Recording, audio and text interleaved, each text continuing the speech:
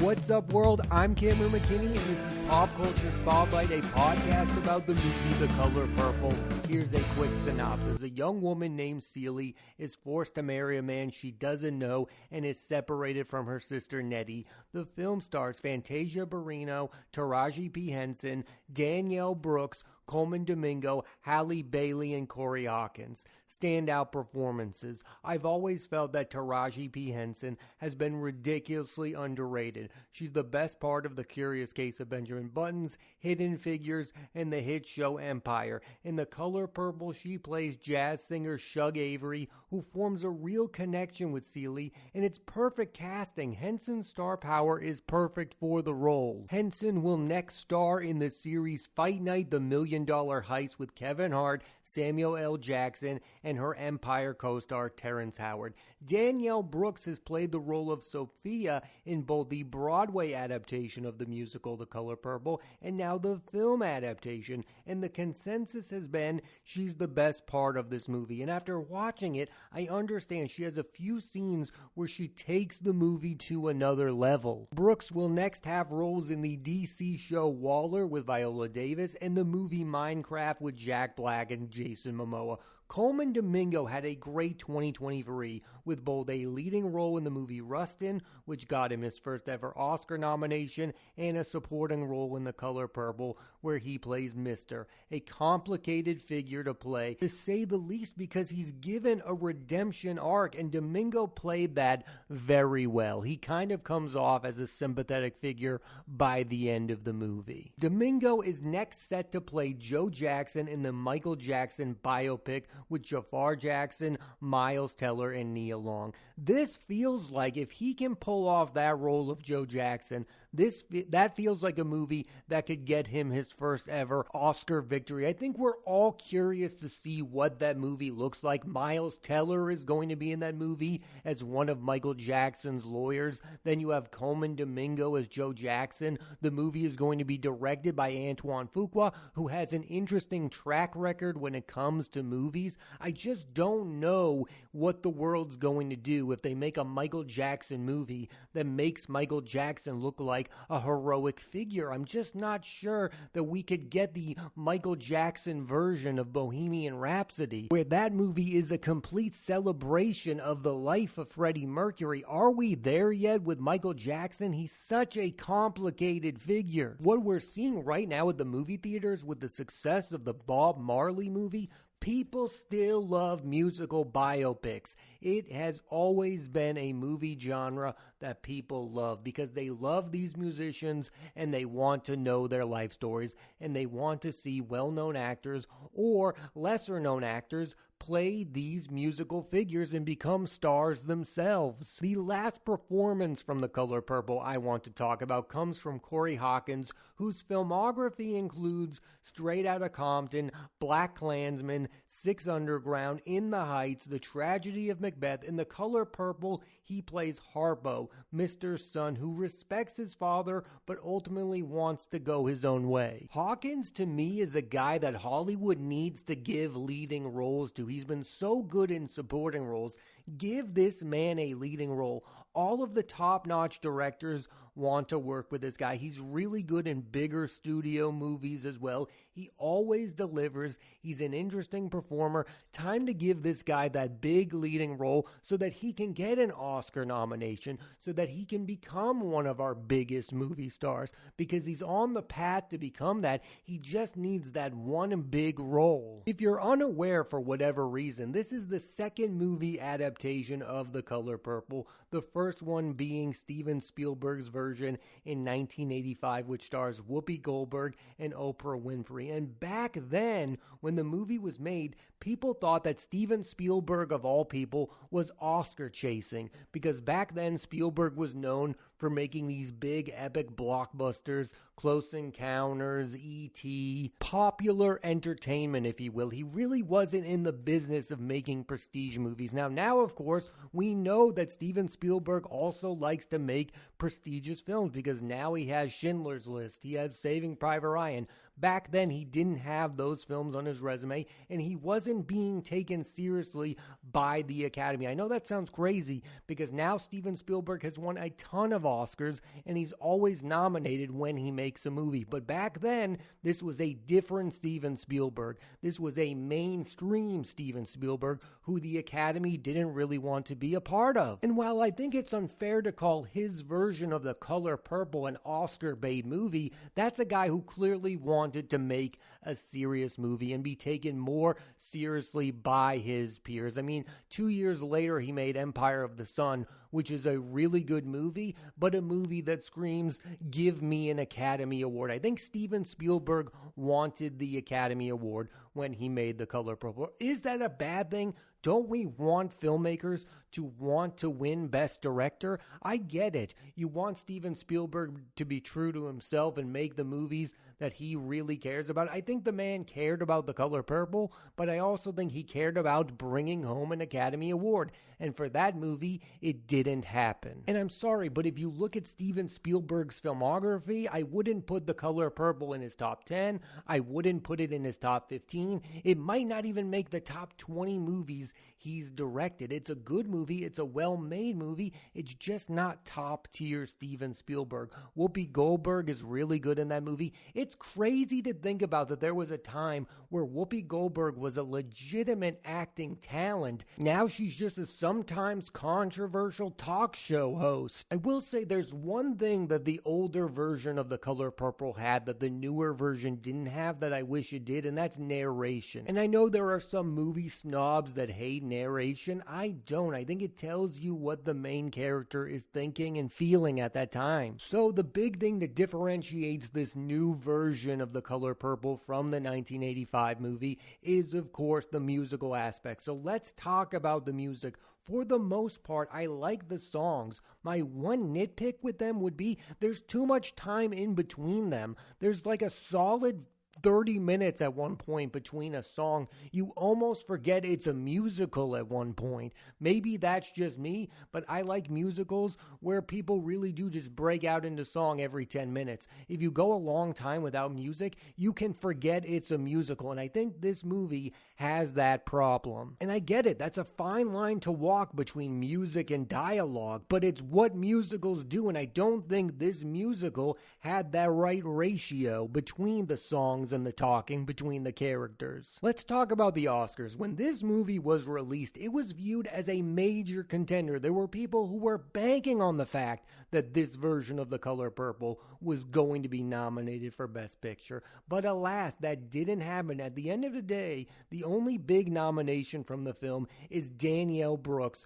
for Best Supporting Actress. The original film was nominated for Best Picture with Whoopi Goldberg and Oprah Winfrey both getting Oscar nominations. I'm also really surprised that Coleman Domingo did not get a double Oscar nomination for both Rustin and The Color Purple. The Academy has loved to do that recently. They did it with Jamie Foxx back in 2004. They did it with Scarlett Johansson a few years ago. I really thought that Coleman Domingo was going to get that double Oscar nomination. I'm not saying he deserved it, but I did think that that was going to happen, and I'm a bit surprised that it didn't. I also don't understand why the Academy isn't routinely nominating Taraji P. Henson. She should have been nominated for Hidden Figures, and she should have been nominated for The Color Purple. She should at least be in the conversation for The Color Purple. I think the lack of award buzz really hurt this movie, especially when talking about the box office. The Color Purple made $66 million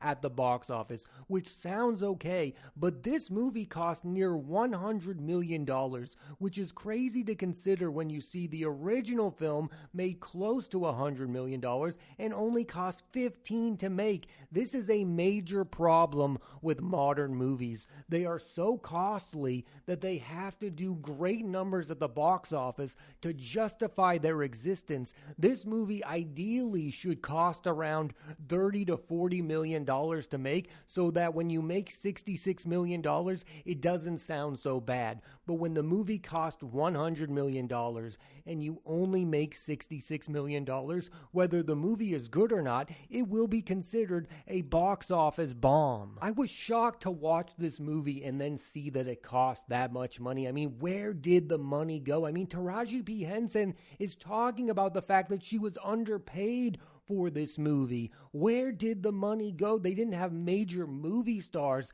in the film, all due respect to Henson, who I believe should be viewed as a movie star, but clearly isn't. Where did the money go? Why is it so costly? Why in 1985 did this movie cost $15 million to make, and now it cost $100 million? That's just not a wise investment. Sometimes it feels like the studios are just not admitting how much has changed in the movie landscape. Back in 1985, when people got word that there was a movie called The Color Purple, they paid attention to it because movies were a bigger deal back then. We didn't have laptops. We didn't have streaming services. We all went to the movies on a regular basis. That's not happening anymore. People have so many options. The Color Purple isn't just competing with other movies at the movie theaters like it was back in the day. It's now competing with everything. It's competing with the internet. It's competing with Twitter. To think that you're going to make The Color Purple for $100 million and it would need to make what? $200 million to be considered a hit? That's outrageous. There was no world where this movie was ever going to make $200 million. Even if it had a 100% Rotten Tomato score, it was never going to make $200 million. You know, weirdly, I felt like the new Indiana Jones had the same problem, and I understood why that movie cost so much money because of the de-aging of Harrison Ford. At least that movie had an excuse. They had to de-age their stars. But look at the older Indiana Jones movies. They were inexpensive and people saw them. That's why they were hits. If you're going to remake a movie, it shouldn't cost way more than the original film to remake it. I also think it's ridiculous to think that a remake is going to make more money than the original film. I mean, the original film had Steven Spielberg as the director. That was a big selling point of The Color Purple. He was Steven Spielberg. He was coming off movies like Jaws. He was at the height of his power. Movies were different, and Steven Spielberg, of all people, was directing that film. He was doing something different. I think that's part of the reason why people went and saw that movie. The reality that we live in today says that to have a hit movie, you need either one of two things: major movie stars to be in that film, or a major director that gets people to go to movie theaters. I mean, that's the success of Oppenheimer. Oppenheimer has both of those things. It has major stars, and then it has Christopher Nolan. Barbie has major stars, and it has Greta Gerwig. The Color Purple doesn't have either of those things. It doesn't have major stars, and it wasn't directed by a major director. It never should have cost $100 million to make this musical adaptation of The Color Purple. That's the sad truth. We just recently had a great remake of a musical that didn't do very well at the box office. It was Steven Spielberg's West Side Story. A movie directed by Steven Spielberg couldn't do great numbers at the box office. That is one of the all-time remakes, and nobody really saw that at the movie theaters. Maybe you can say that was because of the pandemic, but now I think you're seeing the residual effects. People don't go see remakes like they used to. They don't see these movies like they used to. The Color Purple doesn't mean as much as it did back in the day. West Side Story doesn't mean as much as it did back in the day. So you need to make these movies with a better budget when you're making them, with a lower budget. You have to lower expectations. There needs to be more mid-budget movies between $30 and $50 million so that when a movie hits a number like $66 million, it's not considered an epic failure. That's the biggest and worst effect that these superhero movies have had at the box office. It's all or nothing for these studios. They either need to make movies that make $1 billion or they don't work at all. Like The Color Purple, they did not have realistic expectations if they ever imagined that this movie would make $200 million. Again, it could have a 100% Rotten Tomato score. It could have gotten nominated for Best Picture. It was never going to make $200 million. Poor Things is a movie that just got nominated for Best Picture, and it's going to hit $100 million. That should have been the goal for The Color Purple. Make a movie version of The Color Purple with a musical adaptation, make it for about $40 million in hopes it makes $100 million. Not to make it for $100 million.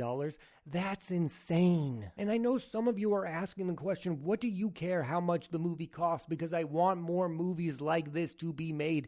I want musicals to be made. I want remakes. But when all of the news outlets are going to say that the movie did terrible at the box office, that's not good for these kind of movies. I want movies to be viewed as successful. I don't want them to be viewed as box office failures. And it's impossible to look at this movie other than a box office failure when you see that it cost $100 million to make and it only made $66 million at the box office. When it comes to the quality of the film, overall I liked and did not love this musical adaptation of the novel. There was one scene that blew me away, which I won't spoil. The film is well made, it's well acted, but it's missing that it factor that makes a good movie a great movie. Still, it's a good movie. And again, I do think there's this weird push and pull about whether or not this movie really wants to be a musical. There's so much distance between songs.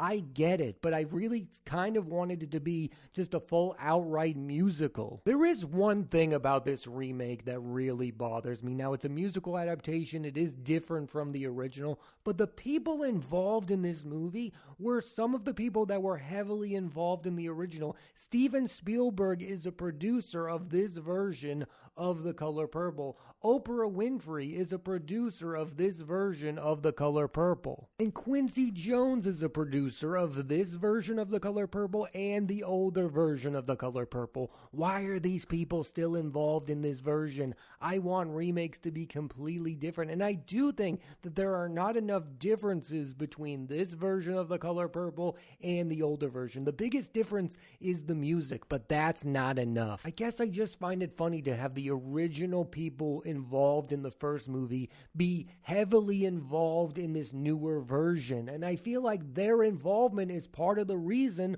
why there's no major differences. For instance, one thing that a lot of people criticized about the original film in 1985 was how it downplayed the romantic elements of the relationship between Celie and Shug, and this version doesn't offer much new in that department. And yes, it's obvious to say that both times the studios were concerned about the commerciality of the films. But why would you expect major changes when you have the same people involved in the project yet again? I love Steven Spielberg. He's made my favorite movies of all time. Oprah Winfrey, she's pretty good. I think the story needed to go in a completely different direction if you wanted this movie to make more noise. This movie is well made, it's well acted, it's a good movie. Again, it's not a great movie, but if you wanted it to be totally different than the 1985 version, different creatives should have been involved. I do wonder if over the years people will talk about this movie. It doesn't feel like a lot of people talk about the 1985 version all of that much, and when people bring it up, like I said earlier,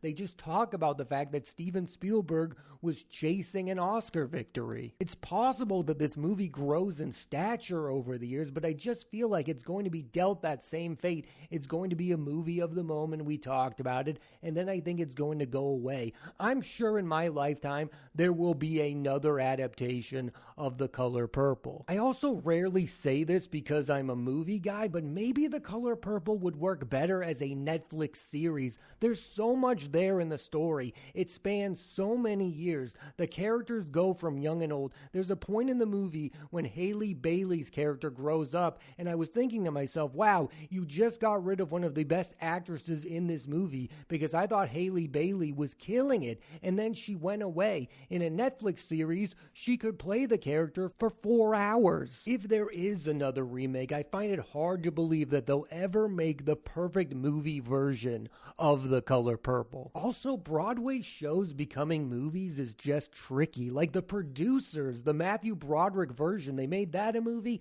Nobody likes that movie. Matthew Broderick won a Tony when he was in The Producers on Broadway, but for the movies, it just didn't click. I'm really curious about Wicked with Cynthia Erivo and Ariana Grande. I do think that film will fare way better at the the box office than The Color Purple did. Thanks for listening to this edition of Pop Culture Spotlight. I'm Cameron McKinney, and there'll be a new episode of the podcast every Thursday on Apple Podcasts and Spotify. I recommend you check out the movie The Color Purple. Next week on the podcast, I'm talking about the movie All of Us Strangers, starring Andrew Scott and Paul Mescal. So tune into that and please rate, review, and subscribe.